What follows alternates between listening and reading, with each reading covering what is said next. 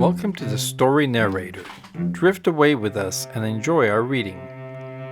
This is a reading of Frederick and Catherine by the Brothers Grimm. There was once a man called Frederick. He had a wife whose name was Catherine. They had not long been married. One day Frederick said, "Kate, I am going to work in the fields. When I come back I shall be hungry, so let me have something nice cooked, and a good draught of ale." "Very well," she said, "it shall be ready."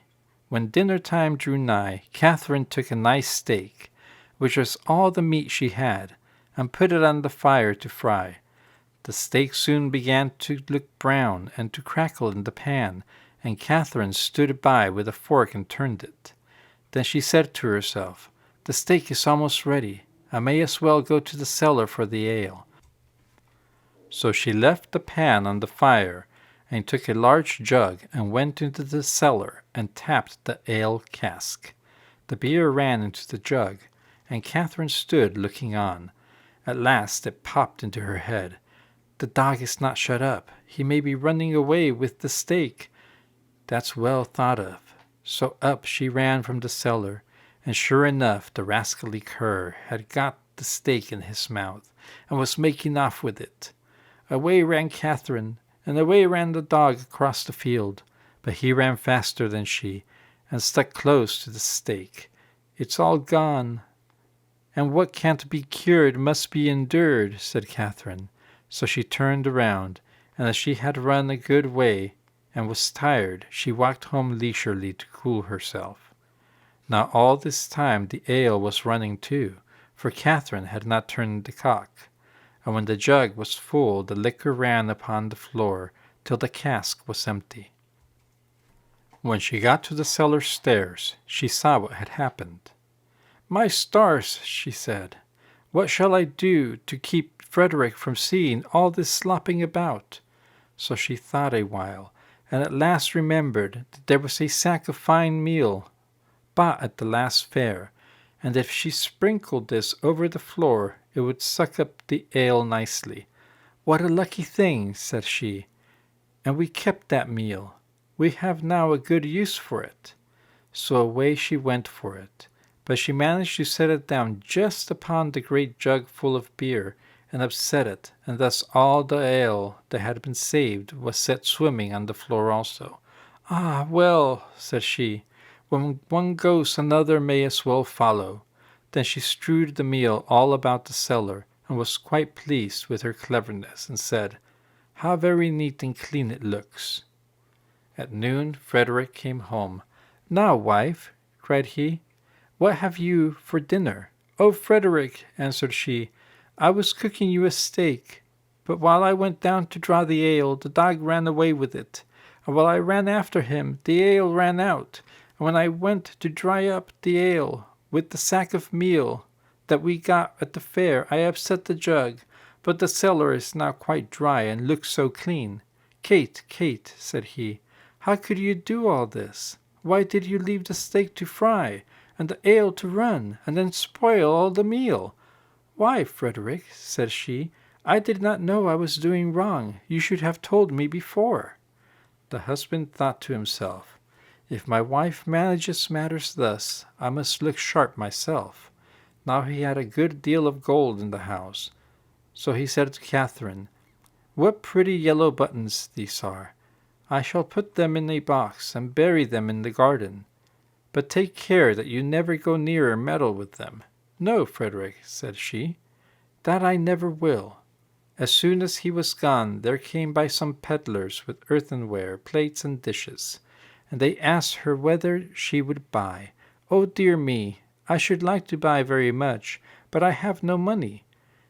If you had any use for yellow buttons, I might deal with you." "Yellow buttons," said they, "let us have a look at them." "Go into the garden and dig where I tell you, and you will find the yellow buttons." "I dare not go myself." So the rogues went, and when they found what these yellow buttons were, they took them all away, and left her plenty of plates and dishes. Then she set them all about the house for a show, and when Frederick came back, he cried out, "Kate, what have you been doing?"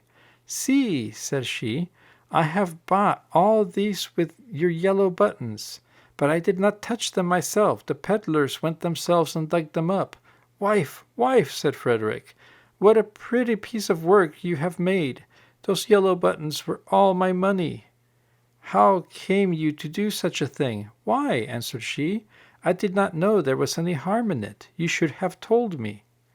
Catherine stood musing for a while, and at last said to her husband, "Hark ye, Frederick, we will soon get the gold back. Let us run after the thieves." "Well, we will try," answered he, "but take some butter and cheese with you, that we may have something to eat by the way." "Very well," said she, and they set out. And as Frederick walked the fastest, he left his wife some way behind. "It does not matter," thought she. "When we turn back, I shall be so much nearer home than he." Presently she came to the top of a hill, down the side of which there was a road so narrow that the cart wheels always chafed the trees on each side as they passed. "Ah, see now," said she, "how they have bruised and wounded those poor trees. They will never get well." So she took pity on them and made use of the butter to grease them all, so that the wheels might not hurt them so much. While she was doing this kind office, one of her cheeses fell out of the basket and rolled down the hill. Catherine looked, but could not see where it had gone, so she said, "Well, I suppose the other will go the same way and find you. He has younger legs than I have." Then she rolled the other cheese after it, and away it went, nobody knows where, down the hill. But she said she supposed that they knew the road and would follow her, and she could not stay there all day waiting for them. At last she overtook Frederick, who desired her to give him something to eat. Then she gave him the dry bread. "Where are the butter and cheese?" said he. "Oh," answered she, "I used the butter to grease those poor trees that the wheels chafe so, and one of the cheeses ran away, so I sent the other after it to find it, and I suppose they are both on the road together somewhere." "What a goose you are to do such silly things," said the husband. "How can you say so?" said she. "I am sure you never told me not." They ate the dry bread together, and Frederick said, "Kate, I hope you locked the door safe when you came away." "No," answered she, "you did not tell me." "Then go home and do it now before we get any further," said Frederick, "and bring with you something to eat." Catherine did as he told her, and thought to herself by the way, "Frederick wants something to eat, but I don't think he is very fond of butter and cheese. I'll bring him a bag of fine nuts and the vinegar, for I have often seen him take some." When she reached home, she bolted the back door, but the front door she took off the hinges and said, "Frederick told me to lock the door, but surely it can nowhere be so safe as if I take it with me." So she took her time by the way, and when she overtook her husband, she cried out, "There, Frederick, there is the door itself. You may watch it as carefully as you please." "Alas, alas," said he, "what a clever wife I have! I sent you to make the house fast, and you take the door away, so that everybody may go in and out as they please. However, as you have brought the door, you shall carry it with you for your pains." "Very well," answered she, "I'll carry the door, but I'll not carry the nuts and vinegar bottle also. That would be too much of a load, so if you please, I'll fasten them to the door."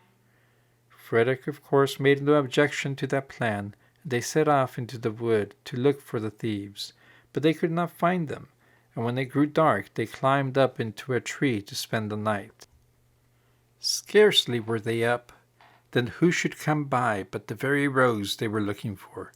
They were, in truth, great rascals, and belonged to the class of people who find things before they are lost. They were tired, so they sat down and made a fire under the very tree where Frederick and Catherine were. Frederick slipped down on the other side and picked up some stones. Then he climbed up again and tried to hit the thieves on the head with them, but they only said, "It must be near morning, for the wind shakes the fir apples down." Catherine, who had the door on her shoulder, began to be very tired, but she thought it was the nuts upon it that were so heavy. So she said softly, "Frederick, I must let the nuts go." "No," answered he, "not now. They will discover us. I can't help that. they must go. Well, then, make haste and throw them down, if you will. Then away rattled the nuts, down among the boughs, and one of the thieves cried, Bless me, it is hailing. A little while after, Catherine thought the door was still very heavy, so she whispered to Frederick, I must throw the vinegar down. Pray don't, answered he. It will discover us. I can't help that, she said. Go it must. So she poured all the vinegar down, and the thief said, What a heavy dew there is! At last it popped into Catherine's head that it was the door itself that was so heavy all the time. So she whispered, Frederick, I must throw the door down soon. But he begged and prayed her not to do so, for he was sure it would betray them. Here goes, however, said she. And down went the door with such a clatter upon the thieves that they cried out, Murder!